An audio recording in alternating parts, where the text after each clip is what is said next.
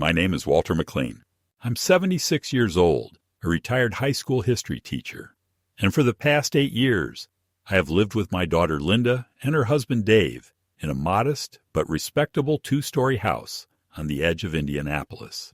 After my wife, Elaine, passed away from pancreatic cancer, I lasted 6 months alone in our home before the silence and the smell of old books and empty sheets started to gnaw at me. I told myself I was managing, that the house was full of memories, not ghosts. But those memories turned sour in isolation, and the ghosts grew louder. It was Linda who first suggested I move in with them. She said it like a casual offer while I sat across from her at her dining table, sipping weak tea and feeling like an exhibit at a museum, an artifact from another era they couldn't quite throw away, but didn't know what to do with. At the time, I was grateful. She was my only child. She and Dave had a spare room, and I had a pension, a car I barely used, and no desire to spend my remaining years eating microwave dinners in front of cable news. That was the arrangement. I would move in, pay a fair monthly contribution to utilities and groceries, and keep to myself. I asked for very little, just the back bedroom and the right to tend to the garden, which had been neglected when they bought the place.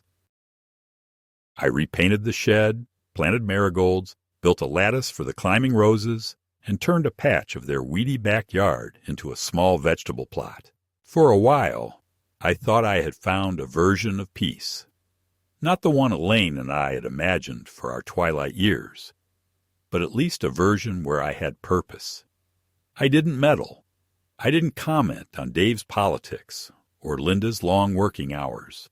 I took my walks in the morning and watched Turner Classic Movies in the afternoon. I cooked dinner twice a week, lasagna and baked salmon on rotation, and I always made sure to ask before using the oven. Linda would sometimes call me sweetly Mr. History in front of her friends, a callback to the way her classmates used to refer to me, and I played along, even if the nickname felt condescending now. But little by little, the air began to shift. It wasn't a sudden change. There were no arguments, no outbursts, just a quiet erosion of warmth. It began with small things, like the way Linda stopped asking if I wanted to join them when they went out to dinner. She started locking the liquor cabinet, which she used to leave open.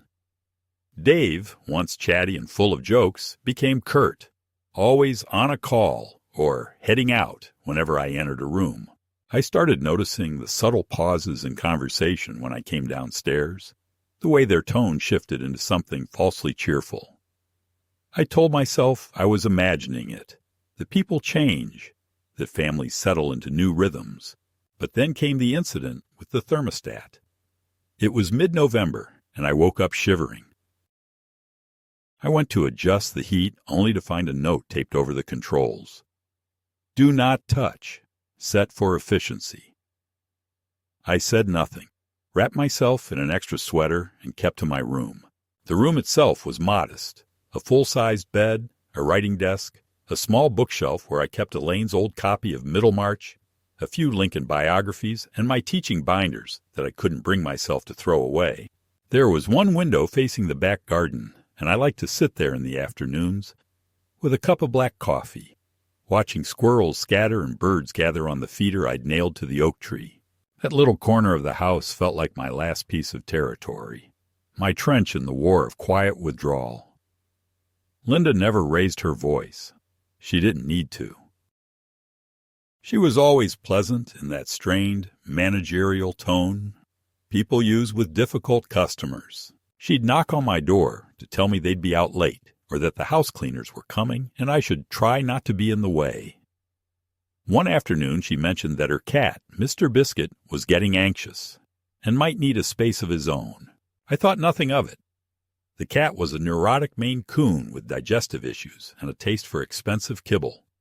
He hated me and made a show of it, yowling when I entered a room and scratching at the door if I left it open a crack.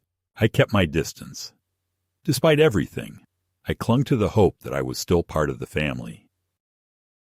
On Thanksgiving, I ironed my old wool blazer, the one Elaine had picked out years ago at a church sale, and came downstairs expecting to join Linda and Dave at the table.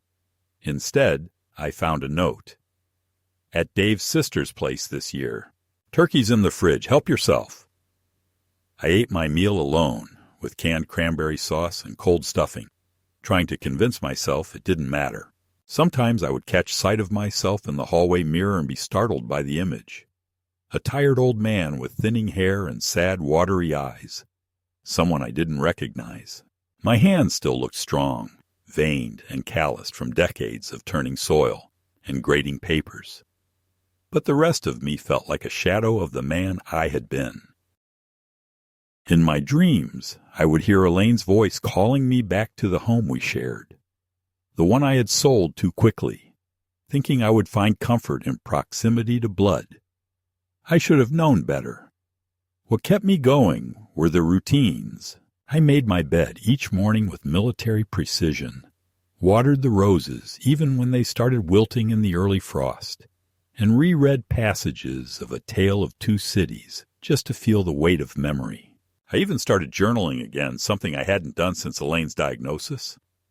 I wrote about the weather, about the way Linda and Dave barely looked at me anymore, about the cat's territorial behavior.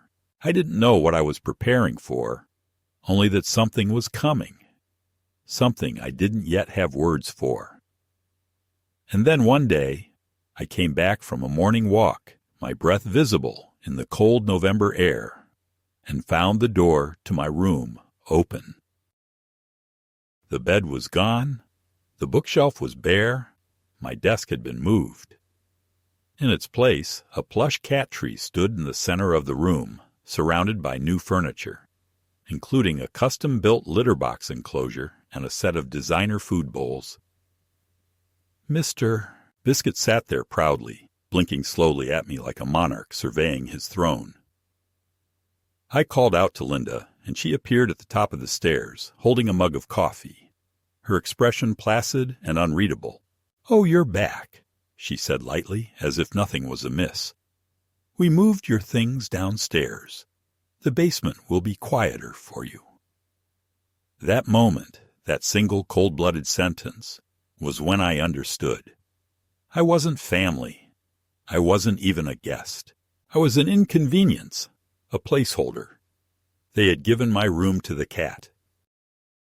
I stood there for a long time, not moving, not speaking, staring into the room that had once held the last remnants of my dignity, now transformed into a feline sanctuary with expensive rugs, scratch posts, and soft lighting from a dimmable lamp I didn't recognize. The air smelled faintly of lavender-scented litter, and Mr. Biscuit sprawled in the center like a smug heir to a throne he hadn't earned, stretched his limbs languidly before curling back into a nap. My books were gone, the framed photograph of Elaine from our 40th anniversary trip to Savannah nowhere in sight, and the chair I had sat in to watch the garden was replaced by a small padded bench with paw-print cushions. Something cold settled into my chest as I heard Linda coming down the stairs behind me. Her step slow and deliberate, the clink of her coffee spoon against the ceramic mug announcing her presence before her voice did. "Dad," she said, not with apology, but with that tight upward inflection of someone delivering news they'd rehearsed 100 times in the mirror. "We didn't think you'd be back so soon. Dave and I talked about it, and we just think it's better this way, for everyone." I didn't answer her. I couldn't. My eyes were still on the bare space where my bed had stood, where I had sat every evening reading or writing in my journal, where I had kept my slippers aligned neatly and folded my sweaters with the care of someone who still believed in the rituals of order. That space now held a litter box. Linda took a sip of her coffee and continued, as if we were in the middle of a conversation. "The basement is all yours. We cleaned it up yesterday. Put your boxes down there. Even brought down the recliner from the garage. You always said you liked that chair. There's more space, and it's quieter." "Mr. Biscuit's been so nervous lately, and he needs a peaceful environment." "He's got a sensitive system, you know. I finally turned to look at her, and for the first time, I noticed something different in her eyes. Not cruelty exactly, but a kind of resolute detachment. The expression of someone who has already moved on from you emotionally and is now simply managing the logistics. She didn't see me anymore, not as a father, not even as a person, but as a variable, an object to be relocated for maximum convenience.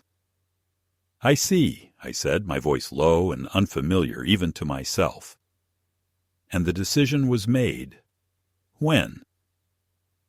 Linda shrugged. "Well, we've been thinking about it for a while. Mr. Biscuit hasn't been sleeping well, and you know, cats pick up on stress. Plus, you're up so early every morning, it disturbs his rhythm. Dave said it's not healthy for him to be startled by footsteps at dawn."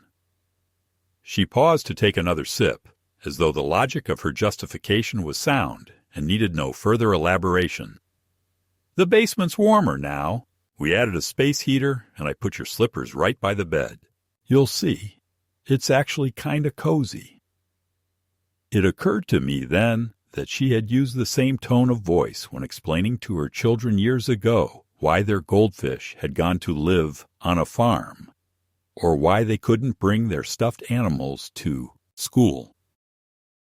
A tone reserved for smoothing over small tragedies, except this one wasn't small, and it wasn't a misunderstanding. This was calculated, thought out, executed. When I descended the stairs to the basement that afternoon, it felt like entering a crypt. The space was cleaner than I remembered, swept floors, a thin rug laid across the concrete, and the old recliner I had once used for napping in garage now positioned next to a small plastic nightstand that looked borrowed from a college dorm. A single lamp with a cracked shade provided the only light. There was no window.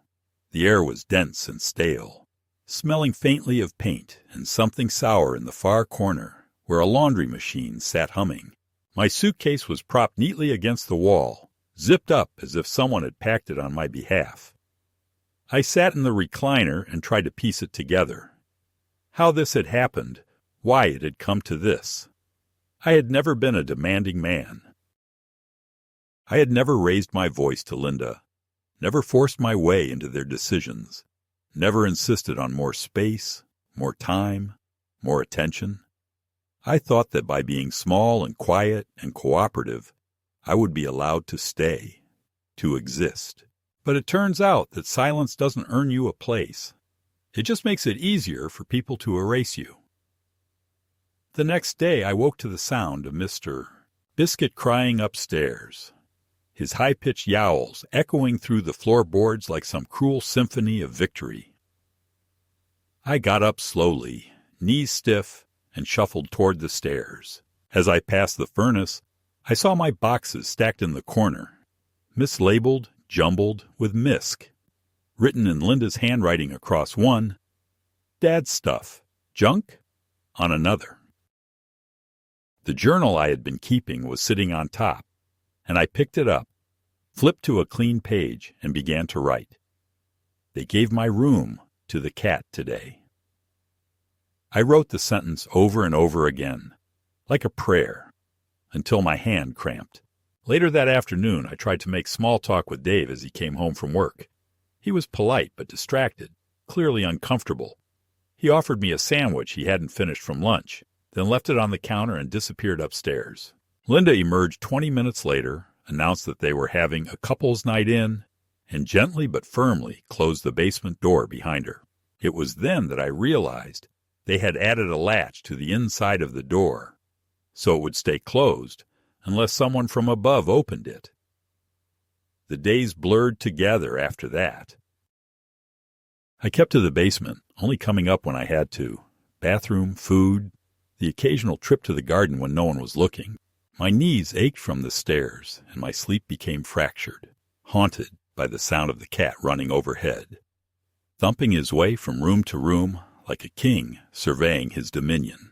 Linda bought him a new bed, which I saw delivered in a large ribbon-tied box that she opened with more excitement than I had seen in her in years. I began to notice other things, mail addressed to me now being opened and sorted by Linda before I ever saw it. My toiletries slowly disappearing from the upstairs bathroom, and even my reading glasses once found on the kitchen counter, now relocated to a drawer in the basement for convenience. My autonomy was being dissolved, my presence reclassified from resident to tolerated relic. The final insult came a week later when I returned from the garden to find that the latch had been engaged from the inside. I knocked gently. Nothing. I knocked again, louder. Still nothing. I waited 20 minutes before Linda opened it with a bright, innocent smile. "Oh, Dad," she said, "Mr. Biscuit gets anxious when the door's open too long. He needs boundaries, you know. He's very sensitive to stimuli." That night I didn't sleep. I lay awake in the basement, staring at the low ceiling, and thought of Elaine. What would she say if she saw me now, banished to the dark like an unwanted house guest, while our daughter pampered a cat with dietary restrictions and Instagram followers? I tried to summon her voice in my head, the way she used to read to me when I had trouble sleeping. Poetry, mostly. Frost and Eliot. Her voice low and clear, her hand resting lightly on mine. But nothing came. Just silence. Just Mr. Biscuit's purring, vibrating faintly through the floorboards above. I realized then that this was not just about space or inconvenience. It was about rewriting the story. I was being written out of the narrative, quietly, without confrontation, erased in favor of a life that no longer included me. They didn't want to fight. They just wanted me to slip away, unnoticed, until one day they could say, "He wasn't well," or "It was time," and no one would ask questions. And perhaps the most painful part was knowing that they might even believe it themselves. It was during the second week of my new life in the basement that I began to notice something peculiar about my belongings, or rather, the quiet, systematic disappearance of them. At first, it was little things, nothing substantial enough to raise a direct complaint without sounding paranoid. My old wool scarf, the one Elaine had knitted me during the blizzard of '83, was no longer draped over the coat rack where I had left it. When I asked Linda about it, she waved her hand dismissively and said she had packed away all winter accessories in a storage bin to declutter. I asked her where that bin was, and she shrugged, saying she thought Dave had moved it to the garage. Dave, when I asked him later, said he had no idea what I was talking about. That was the beginning. A scarf. A small detail. A few days later, I noticed my electric razor missing from the bathroom drawer. When I asked Linda, she said they'd been reorganizing and that she'd bought me a new disposable set for ease of use. I opened the package and stared at the flimsy plastic razors, the kind you find in motel rooms. They tore at my skin and left my face patchy and burning. When I tried to go upstairs to use the master bathroom, the one I used occasionally in the early mornings when the downstairs was occupied, I found the door locked. Linda claimed it had always been that way. She smiled like it was nothing, like I was imagining the dozen mornings I'd brushed my teeth there before Dave even got out of bed. Bit by bit, I began to feel as if the house was shrinking around me, its walls quietly rearranging themselves to push me toward the door. The basement, once a temporary relocation, had now become a permanent exile. Linda started referring to it as your level, like I had been assigned a station on a cruise ship. She even printed a label, Dad's level, and taped it to the door that led to the basement stairs. I stared at that piece of paper for a long time, wondering whether to rip it down, but something in me recoiled from the drama. I had not yet accepted that I was being removed from the household. I was still clinging to the illusion that I was part of it. The worst of it was not the space itself, but the way they spoke about me when they thought I couldn't hear. It started with whispers from the kitchen, muffled voices behind thin drywall. One evening, while standing at the foot of the stairs with a basket of laundry, I caught Dave saying something that stopped me cold. I mean, how long is this supposed to go on? He's not getting any younger. He barely talks to anyone. It's like having a ghost in the house." Linda murmured something in response, too soft to catch, and then Dave chuckled. "The cat's got more personality than he does. At least Mr. Biscuit purrs." There was laughter. Her laugh. My daughter's laugh. I stood there, holding the basket, waiting for the sting to pass. It didn't. The next day I found my gardening tools stacked in a cardboard box near the garage door. "We had to make space," Linda explained. "We're redoing the backyard. Dave wants to put in a fire pit and some lounge furniture." I asked what would happen to the garden, the tomatoes, the herbs, the small row of snapdragons I had nurtured since spring. "Well," she said, avoiding my eyes, "we're simplifying. Less upkeep, you know. Besides, the cat keeps digging around the plants. It's not safe for him." I stood in the yard that afternoon, looking at the small patch I had cultivated for nearly 2 years. The soil was dry, as if it too had given up. I pulled a few weeds with my bare hands and left the rest. That night, back in the basement, I opened my journal and tried to write something, anything. But all that came was a single sentence. "They are making me disappear." It wasn't just about physical removal anymore. It was about narrative. I began to see how the story of me was being rewritten in their eyes. I wasn't Walter, the man who raised Linda, who taught history to thousands of students, who held Elaine's hand in the hospice until the last breath. I was Dad, a vaguely obstructive presence who needed managing, streamlining, erasing. When visitors came over, I was never introduced. I was told to rest, to relax, to take the day to myself, as if I were a fragile antique to be kept in storage until company left. Then came the Sunday dinner. They had invited a couple over, friends of Dave's from work, I gathered. I had heard the clinking of wine glasses, the laughter echoing through the vent in the basement ceiling, and the faint scent of baked chicken. No one called me. No one said a word about dinner being served. I sat in the basement with a can of soup, the television on mute, listening to them toast to something I wasn't part of. At some point, I climbed the stairs, paused at the top, and listened. Linda was telling a story about the time Dad forgot his medication and started talking about the Cold War like he was there. The guests laughed.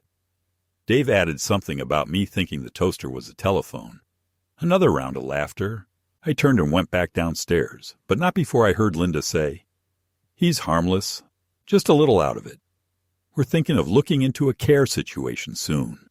Assisted living, maybe." That night I sat at the small desk in the basement and reread the deed I had kept hidden in a folder at the bottom of my suitcase. It was the document from 5 years ago when I had sold my house after Elaine passed and given Linda and Dave the bulk of the down payment for their new place, this place. At the time, they had insisted that I sign as a co-owner. "That way, you'll always have a place," Linda had said, her hands warm around mine. "We're in this together." I hadn't thought much of it then. I just wanted to be close to family. I didn't care about the technicalities, but as I studied the document again under the dim light, I noticed something important. My name wasn't just there as a co-borrower for the mortgage. I was listed as a co-owner of the property. 1/3, equal rights, no sale or transfer without my consent. A slow, steady warmth began to rise in my chest. It wasn't joy. It wasn't vindication. It was resolve. They had pushed me, little by little, into the shadows. They had fed me lies, covered it with polite smiles, and thought I would accept it. But I had rights. I had legal ground. And most of all, I had clarity. This wasn't just about a room. It wasn't about a cat. It was about dignity, about being seen. The next morning, I made an appointment with a lawyer, a quiet man named Halverson. recommended by an old colleague from the school district. I took the bus across town, a small leather folder in my lap the entire ride. I didn't tell Linda. I didn't need to. When I arrived, I handed Halverson the deed and told him my story. He listened without interrupting, his eyes narrowing only slightly when I mentioned the relocation to the basement. "You're an equal owner," he said when I finished. "You can initiate a sale, or at the very least force a negotiation." I nodded. "I'm not sure I want to sell, but I want them to know I could, that they can't treat me like this." Halverson leaned back in his chair. "We'll draft a notice. A formal one. That should start the conversation." When I returned home, the house was empty. Linda had left a note on the kitchen counter. "Vet appointment for Mr. B. Dinner is in the fridge." The note was signed with a heart. I stared at it for a long time, then crumpled it and dropped it in the trash. I didn't eat dinner. I went to the backyard instead, the sun hanging low behind the neighbor's fence, and sat on the old wooden bench I had built the summer after moving in. The garden was mostly gone now, replaced by a gravel path and a few decorative stones. But I could still smell the faint memory of rosemary in the soil. This was not how I had imagined old age. I had thought there would be peace, not exile. Family, not silence. But I also hadn't imagined that I would be tested like this, or that I would find in myself the same resolve I had once taught my students about in lectures on Frederick Douglass and the Reconstruction era. They thought I was invisible. They thought I had given up. But they were wrong. 2 days after my meeting with the lawyer, I received a letter in the mail addressed to me, not to Dad or Walter, but to Mr. Walter McLean, typed formally and sealed in a proper envelope. It had been forwarded from Halverson's office. Inside was a certified notice, a draft of formal intent, stating that I, as co-owner of the property at 1143 Woodpine Circle, was exercising my right to initiate a partial asset evaluation and legal review for potential property division. The letter, written in clinical legalese, was not a declaration of war. It was a tap on the shoulder, a polite but unmissable reminder that I still existed, still had legal standing, still had agency. I didn't tell Linda or Dave I had it. I simply placed it in a blue folder and slid it into the narrow drawer of my basement nightstand, next to a small flashlight and a bottle of ibuprofen. But they found out soon enough. It must have arrived at the same time at their end, because the very next morning, as I was making myself coffee in the corner of the kitchen, an activity that had recently been delegated to your little area downstairs, as Linda called it, I found her standing in front of the basement door, arms crossed, eyes slightly wild. "What is this?" she asked, holding the letter like it was radioactive. I took a slow sip from my chipped mug before answering. "It's a notice of ownership clarification from my attorney."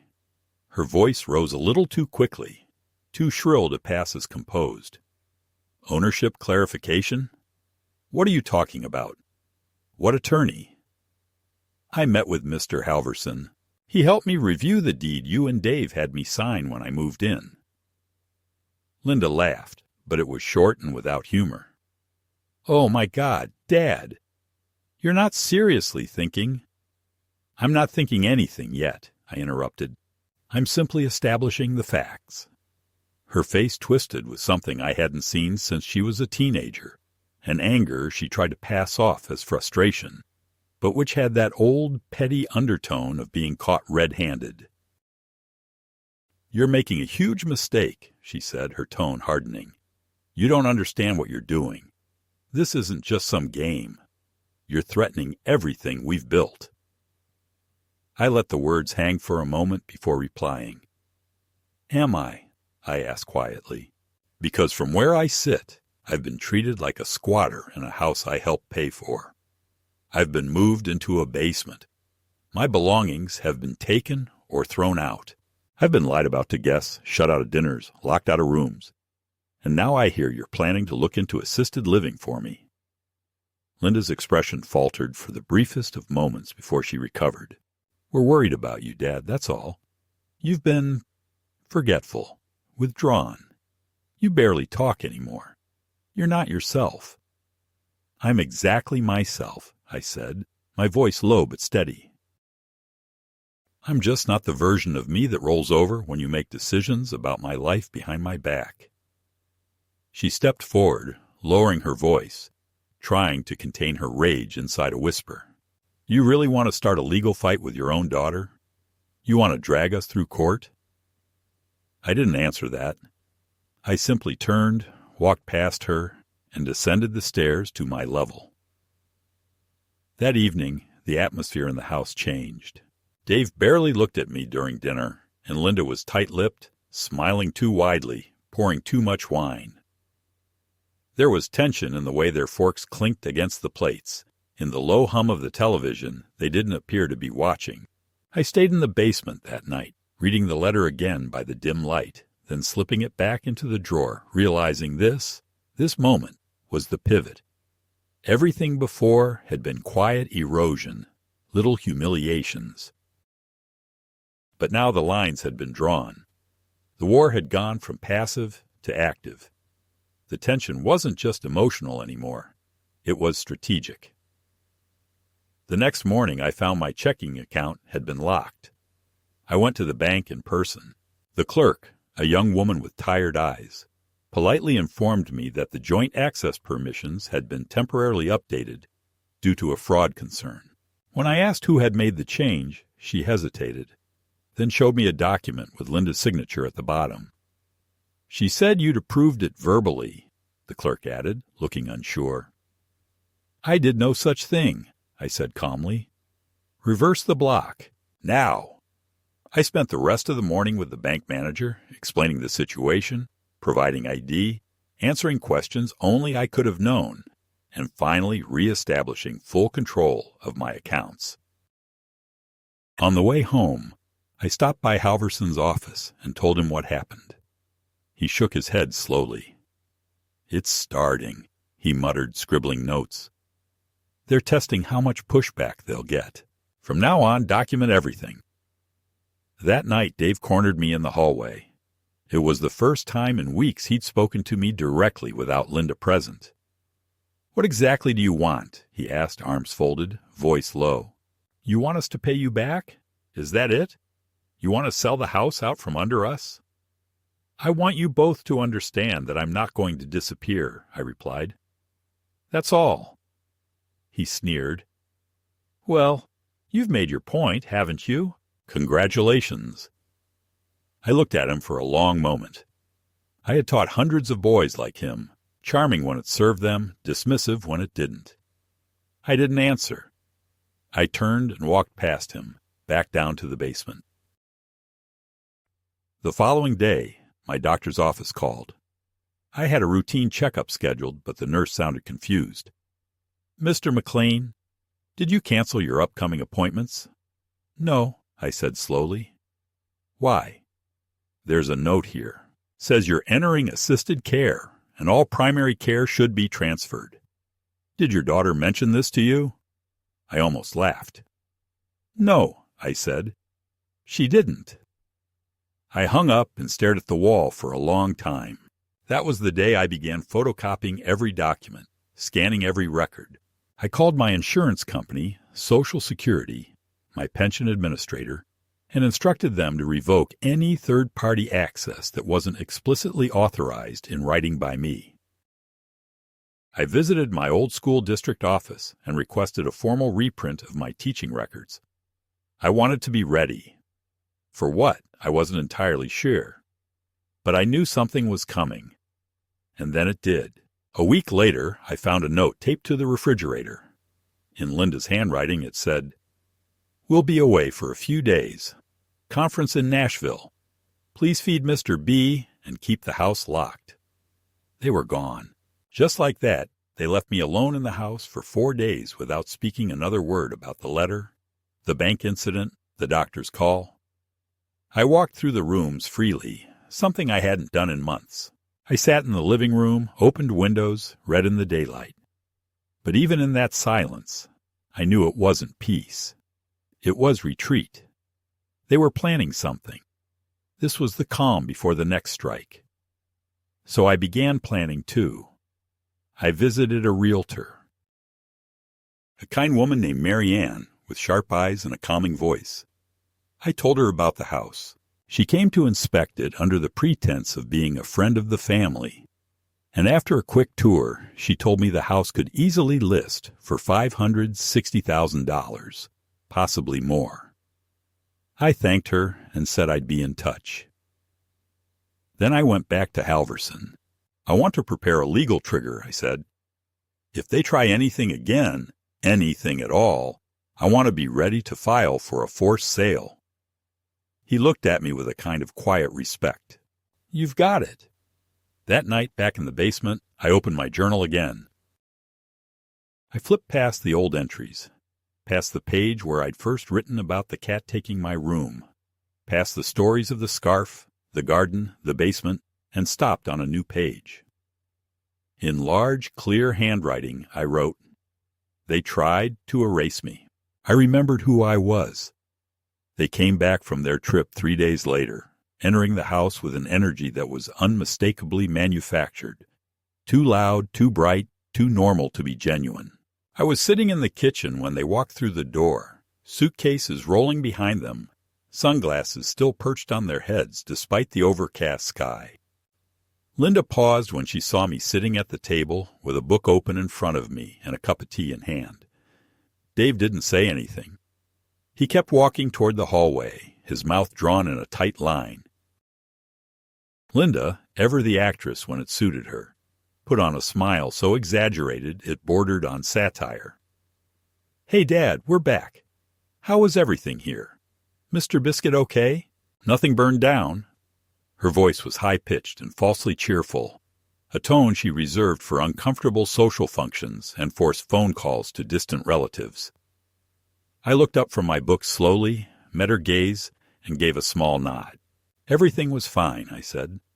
"House is still standing. Cat's alive. No fires. No lawsuits yet." The last word lingered in the air longer than I intended, and I could see it land. Her smile tightened. Later that night, I heard them arguing behind the closed door of their bedroom. I couldn't make out every word, but enough phrases reached me through the paper-thin walls. "He's not backing down. This is going to get ugly. You said he wouldn't do anything. We need to act fast."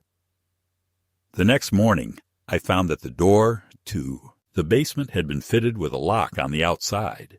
Not a latch, not a child-proof handle, but an actual keyed lock that could be secured from the upstairs hallway. When I asked Linda about it, she claimed it was for safety, that sometimes you leave the door open and it swings, that the cat keeps going down there and getting lost. I stared at her, waiting for her to flinch, to show even a trace of shame. She didn't. Instead, she placed a key on the kitchen counter and said, "Of course you'll have a key. It's just for emergencies." I didn't take the key. I walked away. The lock was the turning point, not the beginning of my confinement, but the beginning of their belief that they could start managing me like property. I knew what it meant. If they felt comfortable locking the door now, they'd feel comfortable locking me in later. They weren't planning for coexistence anymore. They were planning for control. The next escalation came quietly, insidiously, wrapped in the sterile language of official forms and procedural language. A letter arrived addressed to me, stamped from a medical review board I had never contacted. It informed me that I had been preliminarily scheduled for a mental competency evaluation due to concerns raised by my immediate family regarding memory loss, confusion, and judgment impairment. I read the letter 3 times, each word burrowing deeper into my skin like a splinter. I called Halverson immediately. He asked me to bring the letter to his office. He read it silently, then looked up at me and said, "They're trying to declare you incompetent, Walter. This is the first step in a guardianship proceeding.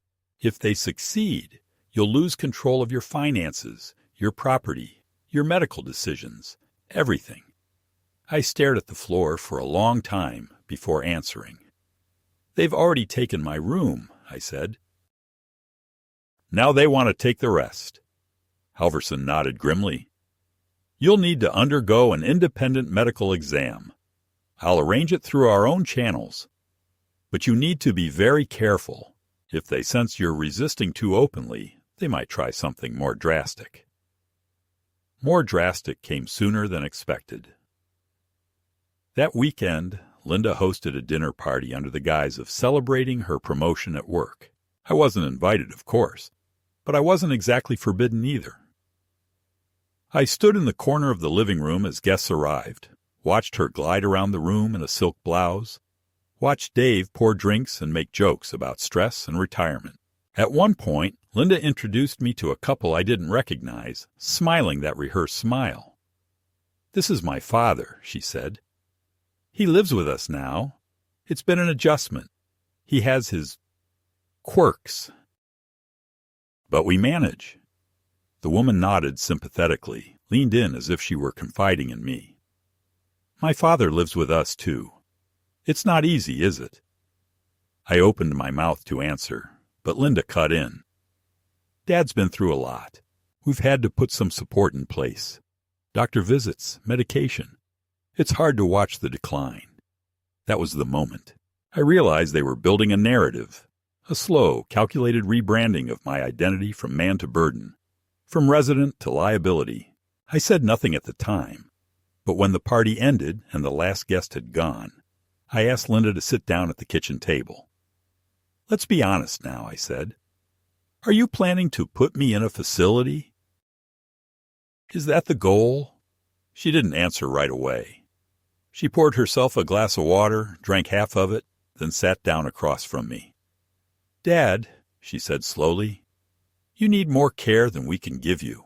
We're just trying to make sure you're safe. I'm not unsafe, I said. You're not worried about my safety. You're worried I'll use my legal rights. You're worried I'll take back what I gave you.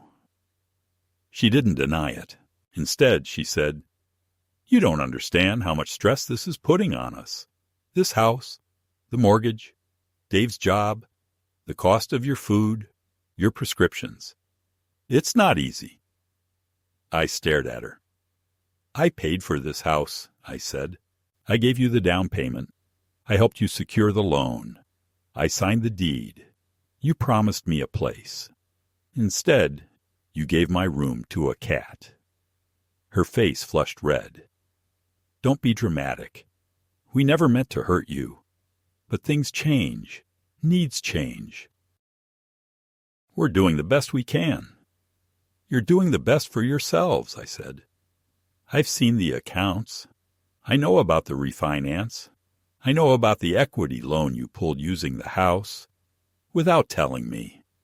Her eyes widened slightly. She hadn't expected that. You had no right to. I had every right, I said. I'm a co-owner. She stood up suddenly, knocking her chair back. I can't talk to you when you're like this. Like what? I asked. Paranoid, bitter, vindictive, like a stranger. Maybe I've become a stranger, I said. You made me one. After that, the gloves came off. Dave stopped speaking to me entirely. Linda became passive-aggressive, leaving notes instead of talking, replacing the lock on the refrigerator with one that required a code she wouldn't share. I began eating out when I could, spending afternoons at the library or wandering the grocery store aisles.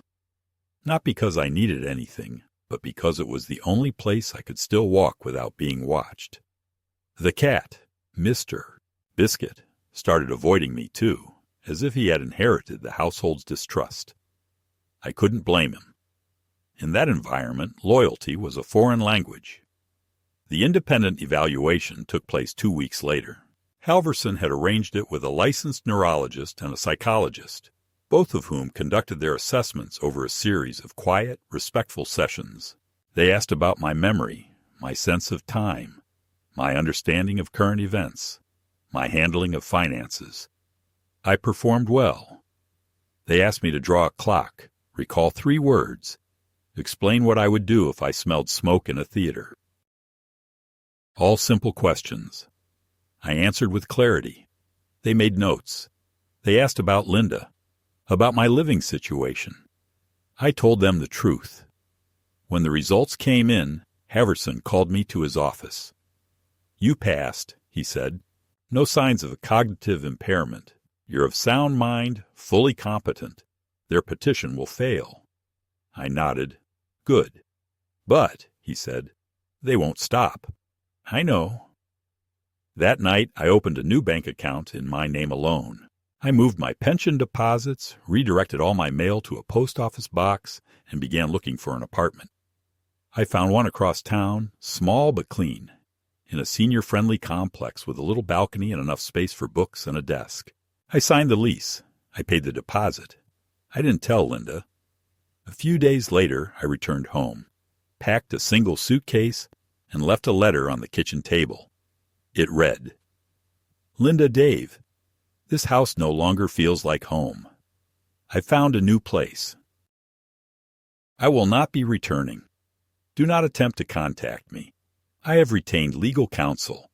Any further communication can go through him. Dad. I didn't look back when I walked out the door. I didn't say goodbye to the cat. I didn't pause on the porch I had helped repair, or glance at the flower bed I had once filled with daisies. I walked down the sidewalk with my suitcase rolling behind me, stepped into a cab, and left that part of my life behind. I was no longer an invisible old man in a locked basement. I was Walter McLean, and I was taking my life back. The first morning in my new apartment was startlingly quiet, but not in the oppressive way I had come to associate with silence. It was the silence of choice, of space reclaimed, of finally being able to hear myself think without the creak of someone else's footsteps overhead, or the constant hiss of judgment drifting down through floorboards. I sat on the small balcony with a cup of coffee, lukewarm and too bitter, watching the street below fill with early commuters and dog walkers. No one knew who I was here. No one watched me, managed me, corrected me. It wasn't much, but it was mine. I didn't have the garden anymore, or the big kitchen, or the comfortable armchair with its faded plaid pattern. But I had peace, and for the first time in what felt like years, I could breathe. I had expected to feel grief, or some deep and painful pang of loneliness. What I felt instead was clarity. I was free, and that freedom had come at a cost I was finally ready to acknowledge. Halverson called me 3 days after I moved in. His voice was calm, but urgent, a tone I had learned to associate with legal developments that required attention, but not panic. They've filed a counterclaim, he said. They're contesting your right to remove yourself from the property without forfeiting your third. They want to claim abandonment and petition for quiet title transfer. I closed my eyes and exhaled. So they're saying that because I left, I've given up my share? Exactly, Halverson replied. But it's weak. You left voluntarily, yes, but not without cause. The documentation we've gathered, the photos, the locks, the medical appointment, your evaluations, they all point to coercive living conditions. That matters. But it also means we're now heading to court. I nodded slowly, the inevitability of it settling into my chest like dust. Then we'll go to court, I said. Let them explain the cat. The hearing was scheduled for 3 weeks later. In that time, I prepared. I worked with Halverson to assemble everything, copies of texts and emails, a timeline of events, photos of the lock on the basement door, receipts from the bank changes, statements from the neurologist and psychologist who had examined me. Halverson was methodical, reassuring, and quietly fierce in the way that only seasoned attorneys can be. He explained that our aim wasn't to destroy Linda and Dave, just to draw a line in the sand, to establish that I had rights, that I had not gone quietly into that good night. They want you to be a problem that disappears, he said. but we're going to make you a fact that cannot be erased.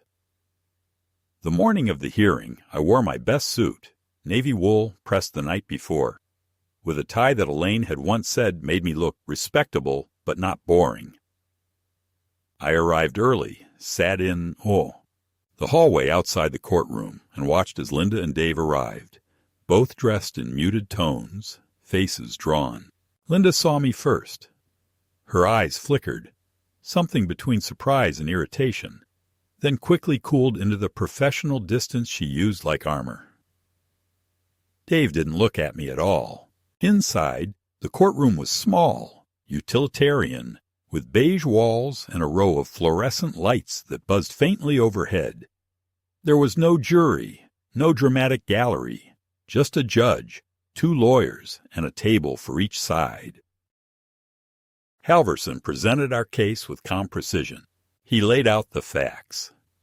My name on the deed, my financial contributions to the purchase of the home, the conditions under which I had been living, the attempt to revoke my financial access, the unauthorized guardianship actions, and finally, the installation of physical barriers designed to isolate me from the rest of the house.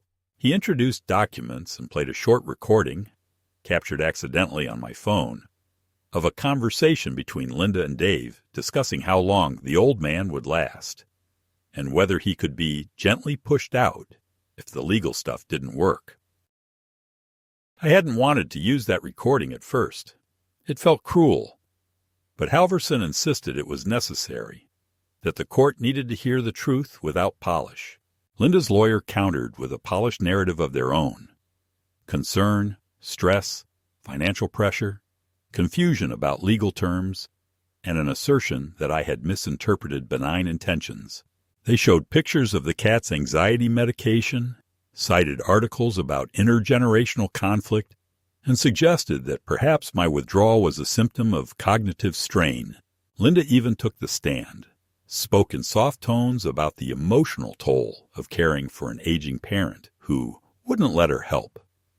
At one point, she even cried, a performance I had seen 1,000 times before, first when she was 5 and accused of breaking the neighbor's window, again when she was 15 and caught sneaking out to meet a boy.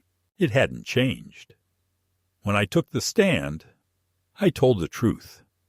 I spoke plainly. I described the basement, the locks, the removal of my belongings, the lies told to guests, the slow erasure of my place in the household. I explained how I had contributed not only money but trust, and how that trust had been met with polite eviction. I said nothing cruel. I named no names in anger. I let the facts speak. When I was finished, the judge asked one question. Do you wish to retain your ownership stake, Mr. McLean, or are you seeking to divest it entirely? I thought for a moment, then said, I wish to retain it, for now. But I want it recognized that I am no longer a resident, not by my choice, but by theirs, and that my rights as co-owner are not void just because I was made unwelcome. The judge nodded. A week later, we received the ruling. I was upheld as co-owner with full rights to participate in any sale, refinancing, or structural change to the property. The claim of abandonment was dismissed. The quiet title petition was denied. Furthermore, the court acknowledged the inappropriate and unilateral actions taken by Linda and Dave to restrict my movement and access within the home. It wasn't a criminal judgment. No one was punished. But the record now reflected the truth. I had not disappeared. I had not surrendered. And the house, in part, still belonged to me. That same evening, I received a voicemail from Linda. Her voice was flat, controlled, but there was a tremor beneath the words. Dad, I don't know what you think this proves. You got what you wanted. Congratulations. I hope it makes you feel powerful. I didn't return the call. The next day, a letter arrived by certified mail. It was a formal offer to buy out my share of the house, below market value, unsigned, with a blank line for my signature.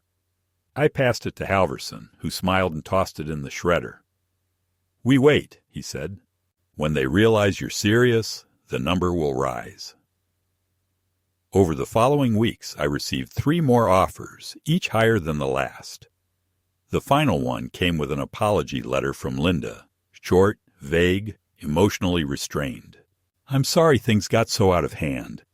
We didn't mean to hurt you. I hope we can move past this. Please consider the new offer. It's generous."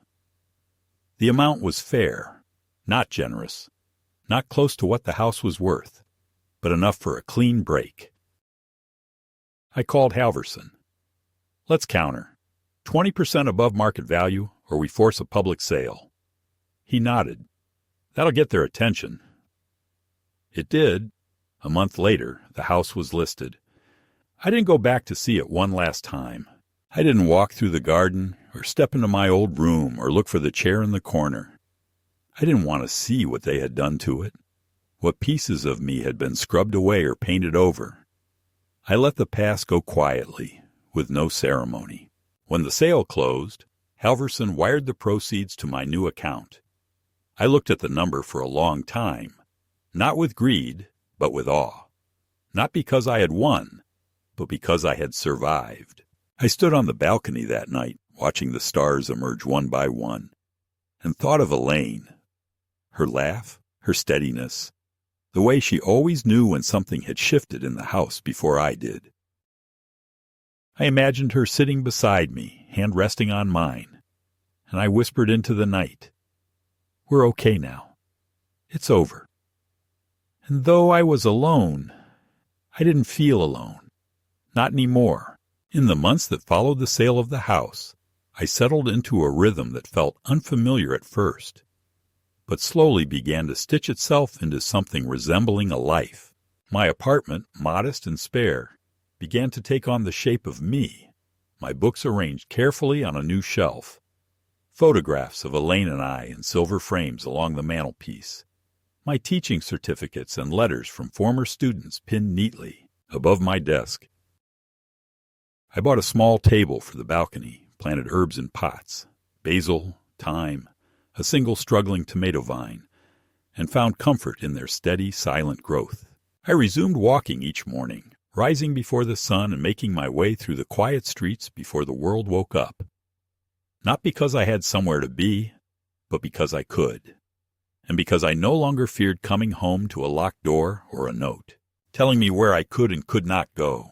There was no basement anymore, no hierarchy of floors, just rooms that were mine, walls that held only my voice, windows that framed only my view. Linda reached out once more, a few weeks after the final wire transfer cleared. She sent a card through the mail, pale blue with a watercolor painting of a willow tree on the front. Inside, in her careful handwriting, she wrote, "Dad, I hope you're doing well. I'm sorry for everything that happened. I wish it had been different. Maybe in time we can talk. Linda." I stared at the card for a long time.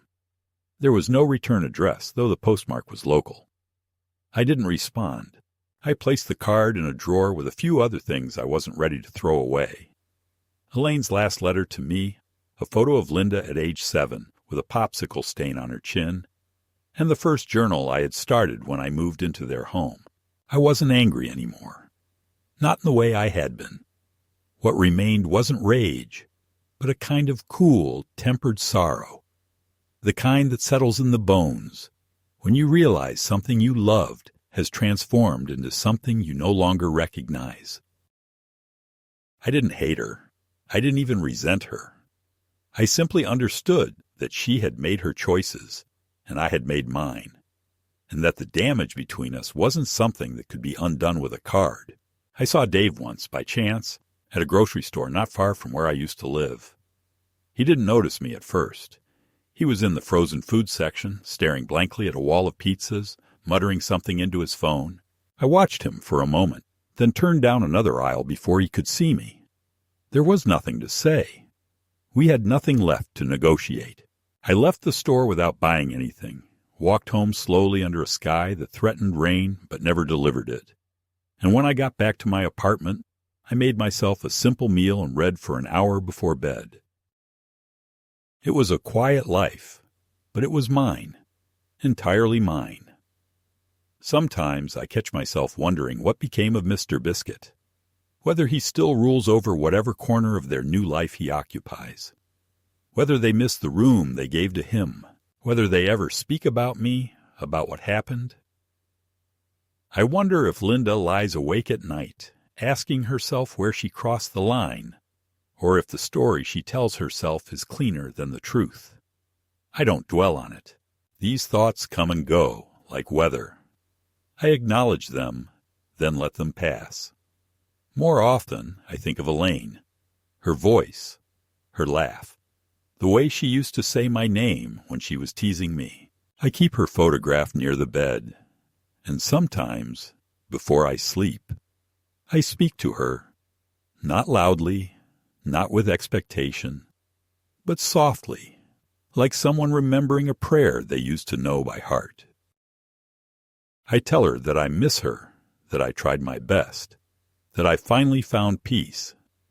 I think she would be proud, not because I fought back, but because I remembered who I was when it mattered most, because I didn't let them rewrite me, because I chose dignity over comfort and silence over venom.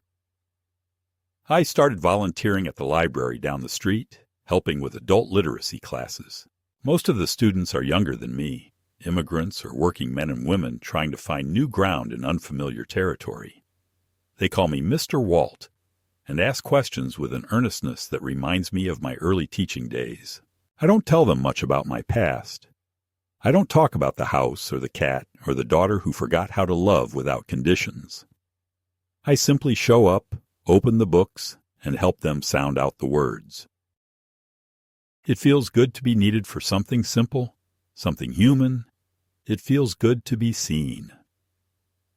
One evening after class, one of the students asked me what I did before this. I paused for a moment, unsure how to answer. I was a history teacher, I said finally. And for a while. I forgot what that meant. He smiled and nodded, not pressing for more. And that was enough. Because in that moment, I realized I hadn't just escaped a basement or reclaimed a deed. I had found my way back to the center of my own life, the long road back to myself. Now, when I wake each morning, I sit by the window and sip my coffee in silence. The world outside moves at its own pace, uncaring and unburdened by the quiet trials of men like me. But here, in this small corner of it, I remember what it is to live with intention, to choose the terms of your own existence, even if no one else understands them. I am not bitter. I am not broken. I am not finished. I am home.